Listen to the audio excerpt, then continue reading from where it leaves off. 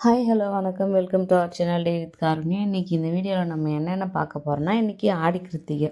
எங்கள் ஊரில் வந்து இது ரொம்ப ஃபேமஸான ஒரு திருவிழா. ஏன்னா எங்கள் ஊரில் வந்து முருகர் கோவில் இருக்குது. இப்போ ரீசெண்டாக அது வந்து கவர்மெண்ட்டில் ஜாயின் பண்ணாங்க. ஸோ வந்து நான் கருத்து தெரிஞ்சு குழந்தையா இருக்கும் போதுலேருந்து ஆடி கிருத்திகை ரொம்ப ஃபேமஸ்ஸு. குழந்தையில வந்து 2-3 நாள் கூட இருக்கும் கடை தெருவெல்லாம். இப்போ வந்து திருவிழா முடிஞ்ச அன்றைக்கே நிறைய கடைங்க காலி பண்ணிடுறாங்க. ஈவினிங்லாம் நிறைய கடை இருக்கிறதே இல்லை. இன்றைக்கி வந்து என்னென்ன சமையல் செஞ்சோம், இந்த நாள் எப்படி போச்சு அப்படிங்கிறத இந்த வீடியோவில் பார்க்கலாம். இது வந்து 2 பார்ட்டாக போடலான்னு இருக்கேன். ஏன்னா வீடியோ வந்து ரொம்ப லென்த்தாக போகும், கோவில் வீடு அப்படின்னு சொல்லிட்டு. ஸோ வந்து இந்த வீடியோ பார்ட் 1. பார்ட் 2 வந்து கோவில் வந்து போயிட்டு கடை தெரு இதெல்லாம் வந்து வீடியோ எடுத்து அப்லோட் பண்ணுறேன். மிஸ் பண்ணாமல் பாருங்கள். வீடியோ பிடிச்சிருந்தா லைக் பண்ணிவிட்டு சேனலை சப்போர்ட் பண்ணிவிடுங்க. இன்றைக்கி வந்து காலையில் எழுந்திரிச்சு எப்பவும் போல் நல்லா வாசல் இதெல்லாம் க்ளீன் பண்ணிட்டு பொட்டு பூ எல்லாம் வச்சுட்டு சமைக்க ஸ்டார்ட் பண்ணியாச்சு. இன்றைக்கி வந்து ரொம்ப சிம்பிள் தாங்க. சாம்பார், ஏதாவது ஒரு 2 பொரியல், அப்புறம் வடை, ஒயிட் ரைஸ், அவ்வளோதான். ஏன்னா வந்து அவர் மாலை போட்டிருக்காரு. பட் எந்த இதுவும் செய்யலை. அதாவது இந்த ராட்டினம் சுற்றுறது, காவடி எடுக்கிறது, இந்த மாதிரி எதுவும் செய்யலை. ஒரு சில பர்சனல் விஷயங்களுக்காக. 2 வருஷத்துக்கு முன்னாடி வந்து கவினை நெஞ்சில் வந்து ஊக்கு மாட்டி அதை கொக்கி மாட்டி ஊஞ்சல் தொட்டிலில் போட்டார். இந்த வருஷம் எதுவும் செய்யலை. அப்படியே மாலை போட்டு கோயிலுக்கு போயிட்டு வர மாதிரி. ஸோ சிம்பிளான விரத சாப்பாடு தான். இப்போ வந்து இன்னும் பருப்பு வந்து அரைக்கலை. வடைக்கு ஊற வச்சது அப்படியே இருக்குது. இப்போ வடைக்கான மாவெல்லாம் ரெடி பண்ணணும். வாழைக்காய் பொரியல் தான் செஞ்சிட்ருக்கேன். ஒரு ஃபெஸ்டிவல்னால் வாழைக்காய் பொரியல் இல்லாமல் இருக்காதுல்ல. ஸோ வந்து வாழைக்காய் பொரியல் தான் செஞ்சிட்ருக்கேன். சாதம் வந்து வடித்தாச்சு. சாம்பார் ரெடி ஆகிட்டுருக்கு. எல்லாத்தையும் எடுத்துகிட்டு போயிட்டு சாமிக்கு தனியாக, அதுக்கு முன்னாடி சாப்பிட்றவங்களுக்கு தனியாக எடுத்து வைக்கணும். நைட்டே வந்து வெங்காயம்லாம் க்ளீன் பண்ணி ரெடி பண்ணி வச்சுட்டேன். ஏன்னா நான் தனியாக தான் எல்லா வேலையும் செஞ்சாகணும், வேறு வழியே இல்லை. லட்டுக்குட்டியை வந்து தூங்க வச்சுட்டு வந்திருக்கேன். அவர் எந்திரிக்கிறதுக்குள்ளவே நான் எல்லா வேலையும் செஞ்சு முடிக்கணும். எல்லா சாப்பாடு, பொரியல், சாம்பார் எல்லாம் செஞ்சு முடிச்சுட்டு நானுமே காலையில் சாப்பிட்டுடணும். அவன் எந்திரிக்கிறதுக்குள்ளே இது எல்லா வேலையும் முடிஞ்சாகணும். ஸோ டக்கு டக்குன்னு செஞ்சிட்ருக்கேன். இது வந்து ஒரு பக்கம் வதங்கிட்டு இருக்கும்போதே நம்ம வந்து வடைக்கான மாவும் ப்ரிப்பேர் பண்ணணும். அதுக்குள்ளே இன்னும் வெங்காயம்லாம் கட் பண்ண வேண்டியிருக்கு. மிளகாய், கருவேப்பிலை, கொத்தமல்லி எல்லாமே ரெடி பண்ணணும் வடைக்கு. சாம்பார் வந்து ரெடி ஆகிடுச்சி. நம்ம எடுத்துகிட்டு போய் சாமி ரூமில் வைக்கணும். தனியாக கொஞ்சம் எடுத்து வச்சுட்டு மீதி வந்து கிச்சனில் வச்சுட்டா இருக்கவங்க சாப்பிடுவாங்க.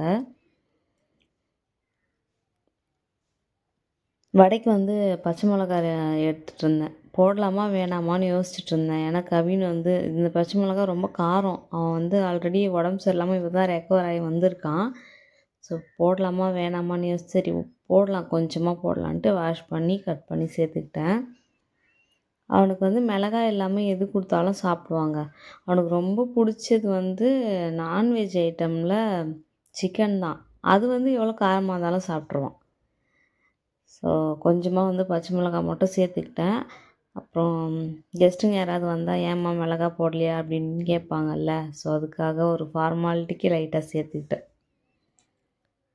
இப்போ வெங்காயம், பச்சை மிளகாய் மட்டும்தான் ரெடி பண்ணியிருக்கேன். இன்னும் இதுக்கு வந்து கருவேப்பிலை, கொத்தமல்லி, இஞ்சி, பூண்டு இன்னும் ஒரு சிலதெல்லாம் சேர்ப்பாங்கல்ல வடைக்கு, அதெல்லாம் சேர்க்கணும். மெயினான பருப்பே அப்படியே வடிகட்டி வச்சுருக்கேன். இன்னும் அதுவுமே அரைக்கலை. இப்போ கருவேப்பிலையெல்லாம் வாஷ் பண்ணி கட் பண்ணி சேர்த்துக்கணும். எங்கே லட்டுக்குட்டி எழுந்திரிச்சிடுவானோன்னு ஒரு பயத்திலே செஞ்சிட்ருக்கேன். இன்னுமே எனக்கு வந்து கோல்டு சரியாகலை. முகம் எல்லாம் வீங்கின மாதிரியே தான் இருக்கும். வீடியோவில் பார்த்தாலே உங்களுக்கு தெரியும். கண்டிப்பாக மறக்காமல் வந்து பார்ட் 2 வீடியோ பாருங்கள். கோவில் போயிட்டு நான் வந்து வீடியோ எடுத்து அப்லோட் பண்ணுறேன். கடை தெருவெல்லாம் ரொம்ப அழகாக இருக்கும். மிஸ் பண்ணாமல் பாருங்கள். வீடியோ வந்து ஃபுல்லாக பாருங்கள், ஸ்கிப் பண்ணாமல் பாருங்கள். உங்களுக்கு நல்ல ஒரு என்டர்டெயின்மெண்ட்டாக இருக்கும். ஒரு சில கேர்ள்ஸ்க்கு வந்து கண்டிப்பாக இந்த வீடியோ ஒரு மோட்டிவேஷ்னலாகவும் இருக்கும். ஏன்னா 2 குழந்த இருக்குது. ஹெல்ப்புக்கு யாரும் இல்லை, அம்மா மட்டும்தான்.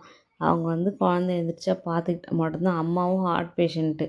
காய்கறி கட் பண்ணுற வேலையை தவிர்த்து வேறு எந்த வேலையும் அவங்க வந்து செய்யக்கூடாது. பட் இருந்தாலும் எனக்காக குழந்தைய வந்து தூக்கி வச்சுட்டு ரொம்ப எப்படி சொல்கிறது, என்ன சொல்கிறதுனே தெரில. அது ஒரு விதமான புரிதல்னு சொல்லலாம் இல்ல. வேறு யாராலையும் அதை செய்ய முடியாது நம்ம அம்மாவை தவிர. 1000 காரணங்கள் சொல்லிடுவாங்க. கை வலிக்குது, கால் வலிக்குது, முட்டி வலிக்குது.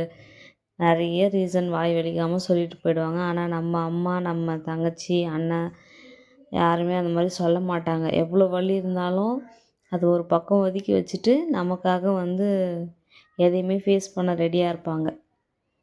மோஸ்ட்லி வந்து என்னை பொறுத்த வரைக்கும் குழந்தைங்கள பார்த்துக்கிறது அப்படின்னா அம்மா, தங்கச்சி, அக்கா இந்த மாதிரி ஒரு சொந்தம் தான் எனக்கு. வீடியோ பார்க்குறவங்க என் ரிலேஷன் யார் வேணால் கோச்சிக்கிட்டோம். ஆனால் வந்து இன்னொருத்தவங்க ஸ்பெஷலாக இருக்காங்க. ஊருக்கு போயிருக்கா எங்கள் மாமா பொண்ணு. 2 மணி நேரம் 3 மணி நேரம் வச்சுருக்க சொன்னாலும் குழந்தைய வச்சிட்ருப்பா. ஹாஸ்டல் சேர்ந்துட்டா, சென்னையில் இருக்கா. அவள் இருந்தால் வந்து எனக்கு ரொம்ப ஹெல்ப்பாக இருக்கும். இப்போ அவள் இல்லை, இப்போ தான் படிக்க போயிருக்கா. இது வந்து உருளைக்கிழங்கு பட்டாணி வந்து வேக வச்சுருக்கேன் மசால் பொரியல் பண்ணுறதுக்காக. அதுக்காக வதக்கி விட்டுட்டேன். பட்டை லவங்கம் எல்லாம் சேர்த்து இஞ்சி பூண்டு புதினா கொத்தமல்லி எல்லாம் சேர்த்து வதக்கி விட்டுருக்கேன். இது வந்து வெந்துடுச்சான்னு செக் பண்ணிகிட்ருக்கேன். வெந்துடுச்சு, நல்ல வேலை. ஒரு 4 விசில்லே வெந்துடுச்சு பட்டாணி. உருளைக்கிழங்கு குழஞ்சிருமோன்னு நினச்சேன். இதிலே சேர்த்து வேக வச்சுருக்கேன். கரெக்டான பதத்தில் வெந்திருக்கு. இப்போ இதையும் வந்து நம்ம தாளிப்பு கூட சேர்த்து மிளகாத்தூள் சேர்த்து பிரட்டி எடுத்துட்டா அது ரெடி ஆகிடுச்சி. அந்த சைடு வந்து வடைக்கான எண்ணெய் ஊற்றி காய வச்சுருக்கேன். வடை சுடுறதுக்கு முன்னாடி அப்பளம் போட்டு எடுத்துட்டு அதுக்கப்புறமா வந்து வடையும் செய்யணும். 2 பொரியல் ரெடி, சாப்பாடு ரெடி, சாம்பார் ரெடி. இப்போ வடை அப்பளம் மட்டும் ரெடி பண்ணணும். எண்ணெயும் ஆல்மோஸ்ட் காஞ்சிடுச்சு. வீட்டுக்குள்ளே தான் வாய்ஸ் ஓவர் கொடுத்துட்ருந்தேன். அதுக்குள்ளே கவின் வந்துட்டான். ஸோ வெளியே வந்து வாய்ஸ் ஓவர் கொடுக்கலான்னு பார்த்தா கொஞ்சம் சவுண்டாக இருக்குது, அட்ஜஸ்ட் பண்ணிக்கோங்க. வடைக்கான மாவு ஒரு வழியாக ரெடி பண்ணிட்டேன். இந்த அப்பளக்கட்டையெல்லாம் பொரித்து எடுத்துகிட்டு வடையும் போட்டு எடுக்கணும். ஃபுல்லாக போட முடியாது, கொஞ்சமாக படைக்கிறதுக்கு மட்டும் வடை சுட்டுட்டு மீதி மாவெல்லாம் எடுத்து ஃப்ரிட்ஜுக்குள்ளே வைக்கணும். வந்து ஈவினிங் வந்து வீட்டுக்கு வர விருந்தாளிகளுக்கு சூடாக வந்து மறுபடியும் பொரித்து கொடுக்கணும். கவின் வேற பசிக்குதுன்னு சொன்னான், கஞ்சி குடிச்சிட்ருக்கான். ஒரு 10 வடை மட்டும் இப்போது படைக்கிறதுக்காக அவசரமாக செஞ்சிட்ருக்கேன். அதுக்கப்புறம் எல்லாம் வந்ததுக்கப்புறமா மீதி இருக்க மாவில் வடை செஞ்சுக்கலாம்.